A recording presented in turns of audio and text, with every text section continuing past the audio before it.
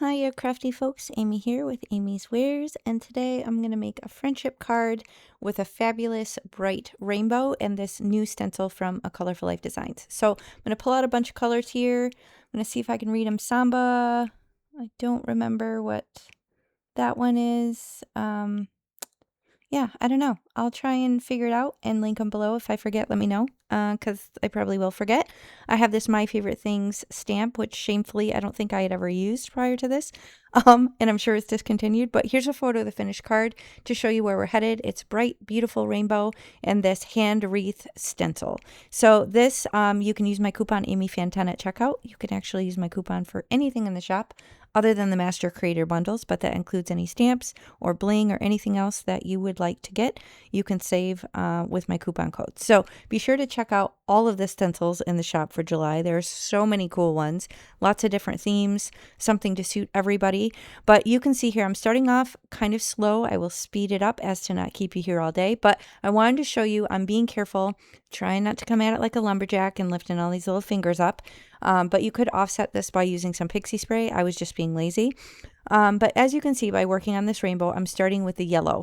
And the reason I like to do that a lot of times is because the yellow is easily overtaken by the colors that you put next to it. And I want to make sure that there's a nice bright yellow strip in the center. So sometimes it's easier to start with that yellow and then work out the other colors of the rainbow and create those colors in between as you work. So you could do just a simple red, yellow, and blue and basically create a rainbow just by overlapping colors. But here you can see I'm working with 4 colors. I think I did come in with that Grape Crush just to add a little bit of drama on the bottom and get a true purple.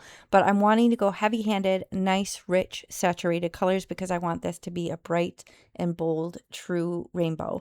And then you'll have that stark contrast of all the hands touching in the center once I remove this stencil and you get that bright white revealed. So just kind of going back and forth, making sure everything's blended, but it will kind of meld into the paper and dry back a little bit as well.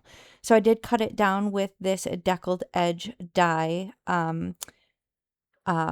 rectangle die, and gave it a cool visual interest on the edge. And then I'm cutting open this stamp and figuring out which ones that I want to use. And it's kind of a little bit snarky and funny, but it says, "I must be wonderful to have a friend like you." So I thought that would be fun to put on the center in between all of those hands, and then put a different sentiment on the inside of the card when I send it out. I'm trying to remember for sure if I did stamp on the inside. I guess we'll find out together because I don't remember. It's been a minute since I created this card and my attention span is not that great. So I'm figuring out the layout. I decide to turn it on its side. I feel like that way it doesn't cover up as much of the hands, but I do want to stamp this on a different separate piece of cardstock just so I can kind of pop it up and not have it not clear at all. Sometimes if you stamp on, a busy design, then you can't read the words very well, and I didn't want that. So here is a fun little thing that I've been doing.